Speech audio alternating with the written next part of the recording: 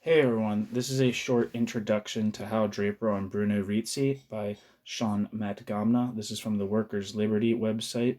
It's from the archives, but I'm not sure when this was written.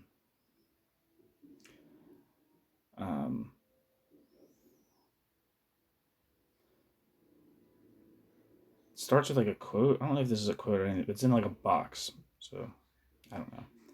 In a heated argument, each side will tend to construe what the other is saying in that which best suits their own case, that which is most vulnerable to their arguments, that which seems to buttress their own views. Thus, an alleged, quote, best representative, end quote, of a particular position, though he may be the weakest, most absurd, most self-caricaturing representative of his school, is often nominated and established before a broad audience by determined opponents of his whole trend of thought.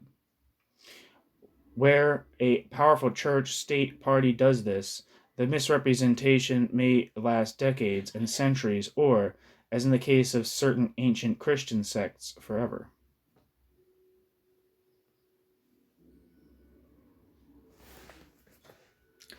It says by Sean Matgamna, but I don't know if that quote is from him.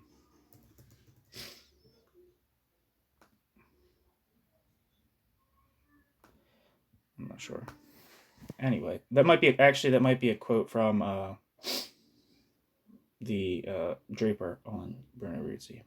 That's actually probably what it is. I don't know why I didn't think of that. Anyway, on to the introduction. Bruno Rizzi, the subject of the following article by Hal Draper, is an important case in point. Rizzi is still spoken of as either the originator or best representative or both of the view that the Stalinist USSR was a new socio-economic formation, not capitalist, not socialist, but, quote, bureaucratic collectivist, end quote. In September 1939, Trotsky read a work of Rizzi's, whose circulation can only have been infinitesimal. Most copies were destroyed after the book was banned on the eve of war in France, and, in Hal Draper's words, quote, Rizzi entered history when Trotsky whirled him round his head like a dead cat and let fly at the opposition, end quote. In the U.S. Trotskyist organization, Shachtman, Burnham, Carter, Draper himself, and others who refused to side with the USSR in its 1939-40 wars against Poland and Finland.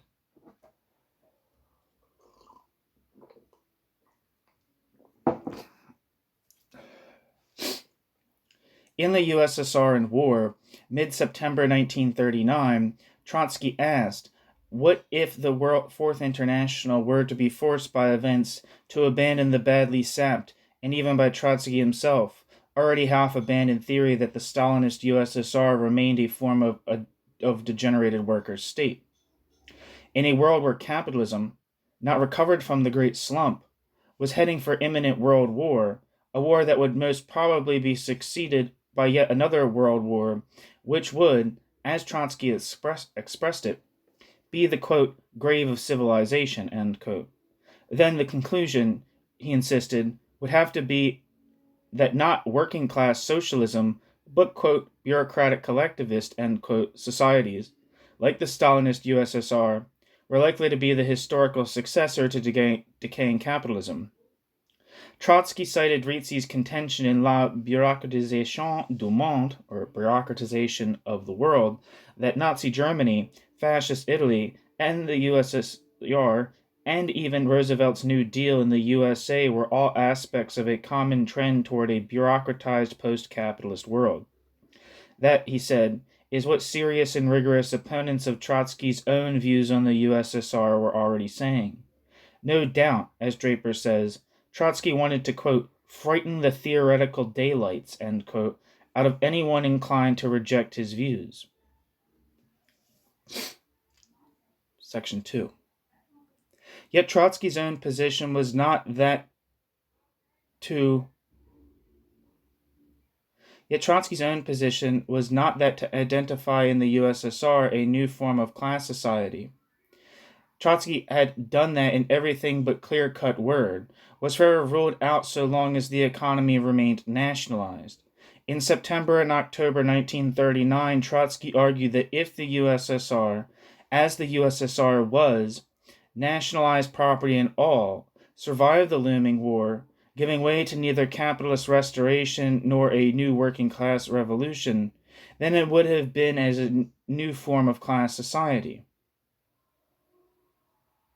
And then it would have to be seen as a new form of class society, When some of his closest supporters cried, quote, revisionism, end quote, he argued that, quote, bureaucratic collectivism, end quote, was no such thing.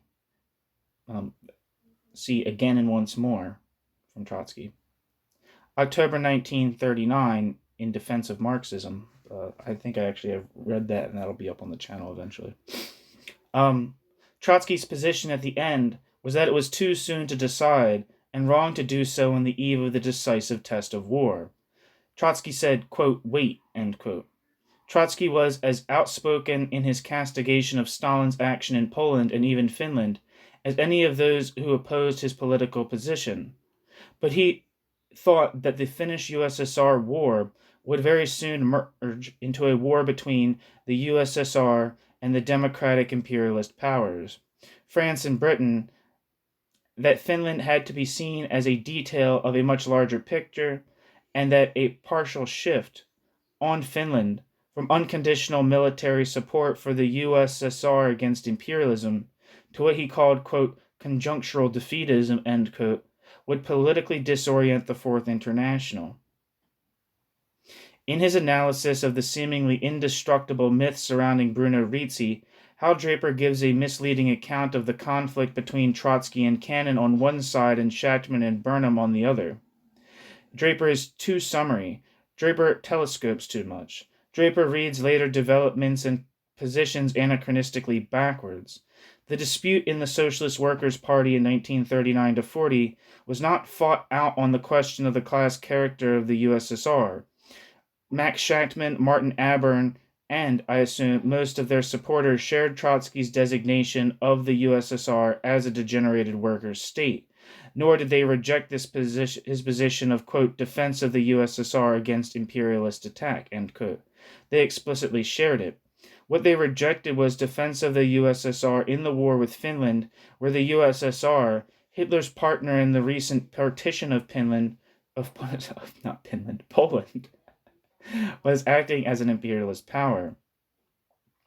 At this point, Trotsky, not his opponents, was the innovator. The long-term commitment to, quote, defense of the USSR against imperialist attack, end quote, had not taken account of anything like the Finnish War, insofar as the issue of Stalinist oppression of nations had been discussed. In relation to the Ukraine, Trotsky was a passionate advocate of independence for the Ukraine, and therefore of a national fight for independence as part of the, quote, political revolution, end quote, against Stalinism. In the Socialist Workers' Party USA, a minority, a very small minority I understand, had from 1937 held that the USSR was no sort of worker state. In fact, though Trotsky had recoiled from it, that conclusion was plainly indicated in Trotsky's own formulation in his book, The Revolution Betrayed, published in 1936, that in the USSR, quote, the state owns the economy and the bureaucracy, so to speak, owns the state, end quote. Others drew the indicated conclusions, but those, including, I suppose, Hal Draper, who rejected the idea that the USSR was any sort of worker state, continued like Trotsky to think it economically, quote, progressive, end quote, compared to the crisis-ridden capitalism, that it should be, quote, defended, end quote, against imperialist attack. Here, too, in the separation of the evaluation of the class character of the USSR from his political conclusions, Trotsky was the innovator. From 1937, Trotsky had two separable and distinct bases for defensist political conclusions: that the USSR remained a degenerated workers' state, a product of the October Revolution, and that, even if it wasn't that, its collectivized economy was nonetheless, quote, progressive, end quote, compared to capitalism and should be defended against the restoration of capitalism. He separated the political conclusions from the degenerated workers' state, quote, designation, end quote. The political conclusion, progressive, therefore defend it, would remain unchanged even if the idea that the USSR was still some sort of worker state had to be dropped. if the original class characterization from which defensism was derived had been jettisoned. The same political conclusions could follow from different class designations. The implication for the future of Trotsky's political tendency, once Stalinism survived the war and expanded across a further sixth of the globe, were after Trotsky's death enormous. Around the core idea that bureaucratically collectivized economies like that of the USSR were progressive, no matter what developed, post-Trotsky Trotskyism used Trotsky's terminology to describe things very different from what Trotsky thought he described in the USSR, where Trotsky had separated the idea of the progressive collectivized economy from the increasingly nonsensical idea that the working class ruled, which he defended in the 1939-40 dispute. His epigons reconnected them, promiscuously slapping worker state designations on the newly emerged Stalinist collectivist economies. From this root idea, the collectivized economy was progressive irrespective of the working class, would sprout the many branches of post-Trotsky Trotskyism with its new attitude to Stalinism. But Draper is mistaken in the idea that the discussions in 1939-40 were, other than implicitly, about either Trotsky's theory of the Stalinist degenerated workers' states or his general political conclusions. Draper generalizes misleadingly from what may have been his own position then. Section 3. Between 1937 and 1939, and even 1940, Trotsky and the, quote, new class and, quote, Fourth Internationalist agreed on everything, as Trotsky insisted, but names.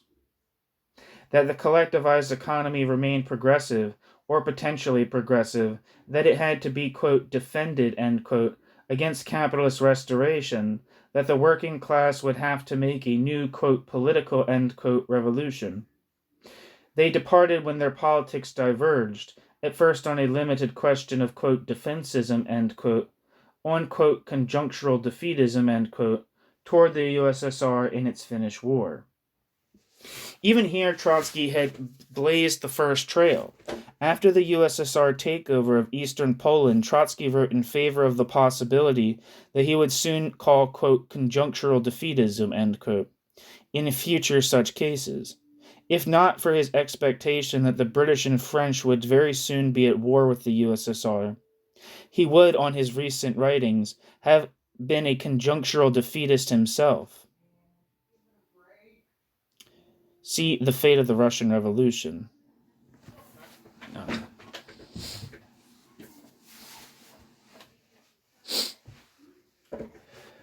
A minority of those opposing Trotsky in 1939-40, including perhaps Hal Draper, already had, but had not written down, or soon developed the idea that, quote, bureaucratic collectivism, end quote, was neither progressive nor to be defended. That became the position of the whole Workers' Party in 1947-48. In the first 7 years of the Workers' Party, Max Shachtman and others remained very close to Trotsky's last position, even after they decided that the USSR Stalinist autocracy was a new ruling class. They thought of the USSR's economy as still progressive, or potentially progressive. It should be defended against imperialism, they still said. In World War II, they saw the USSR as being inseparable from its imperialist partners and subordinate first to Hitler and then to the USA and Britain, and for that reason did not side with the USSR. Then they registered and responded with hostility to the powerful but by no means, quote, subordinate, end quote, development of Russian imperialism from 1943. The, quote, official, end quote, Trotsky's comrades in arms in 1939-40 developed from the 1937-39/40 position in the opposite direction. They lost much of the common all-pervasive alienation from the USSR of the 1937-40 period, especially after Hitler invaded Russia. They held firm to the idea that collectivized property was progressive, though more, quote, orthodox, end quote, than the dead man they treated as Pope. They had no use for the separation Trotsky had laid down between the class character of the USSR and the supposed progressiveness of the economy. Whenever collectivized economies appeared, they saw them as worker states. They constructively wrote the working class out of history. Thus, the unstable, quote, consensus of flux, end quote, of 1937 to 40 produced two radically different strands of Trotskyism. Section 4.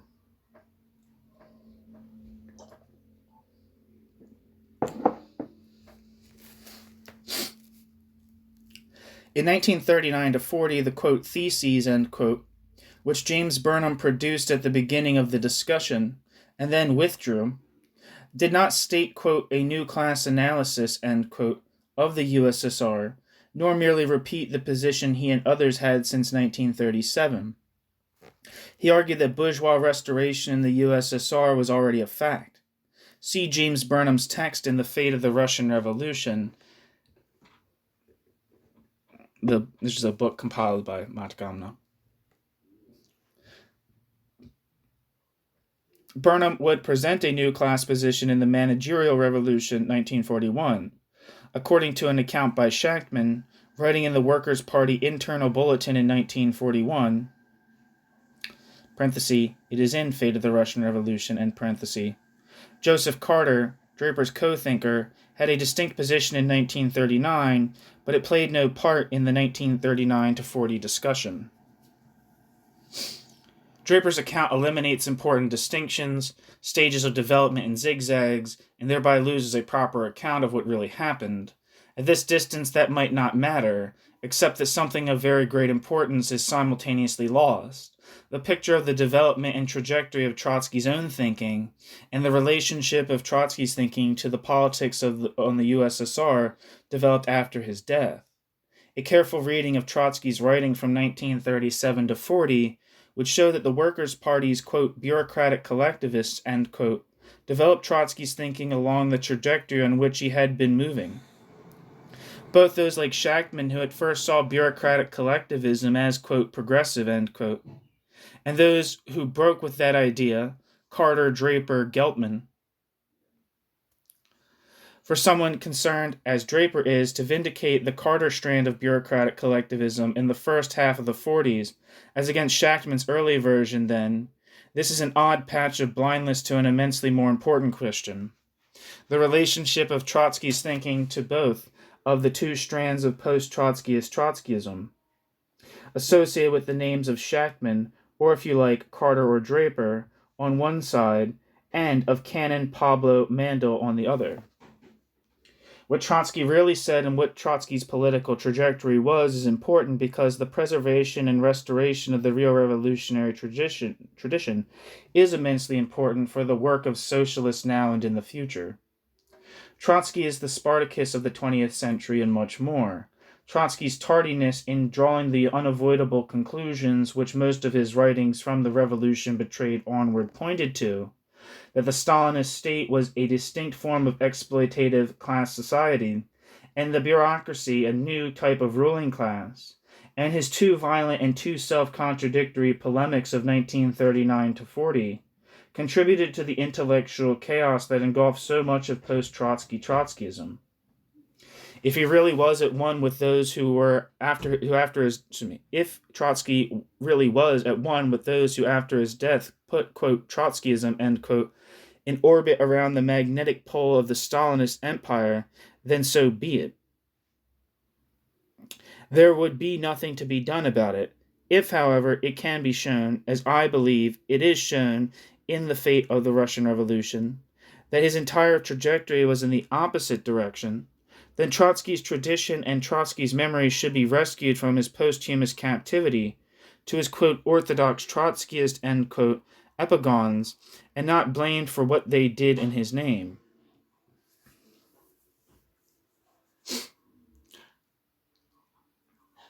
Just a note to myself, I believe I'm very much seeing the,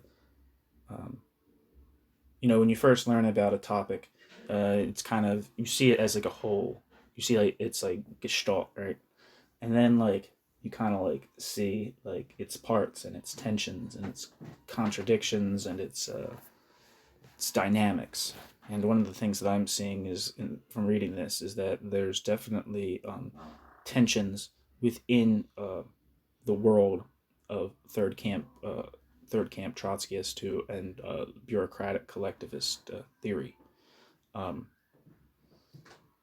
and I'm realizing that because I read a review of Matgamna's book by Alan Johnson, and he basically says something to the effect that um,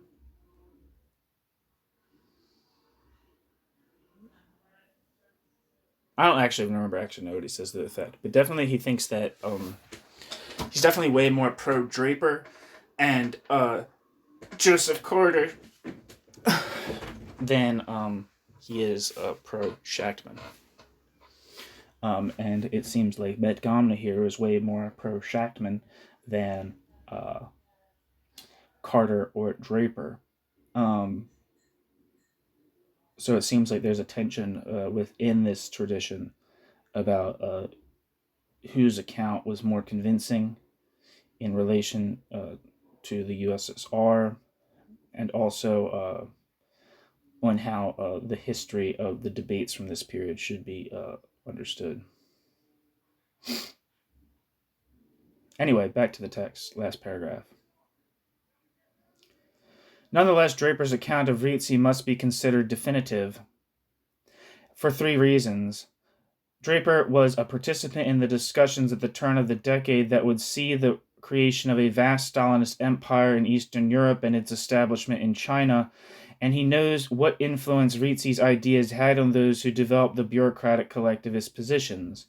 He sought out Rizzi in Italy in 1958 and discussed the question with him thoroughly, and Draper's article contains a summary with representative quotations of that part of Rizzi's work containing his political conclusions, which the late Adam Westoby did not translate and include in his book on Rizzi, whose publication in the late 80s was the occasion for Draper's article.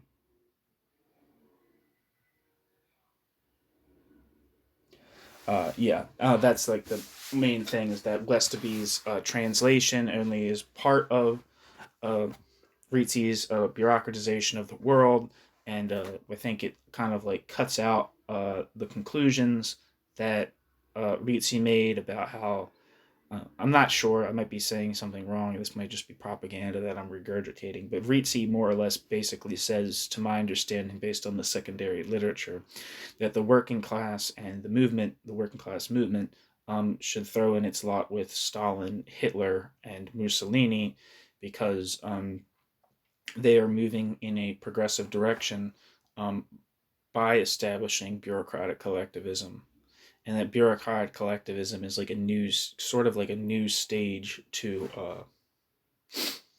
socialism.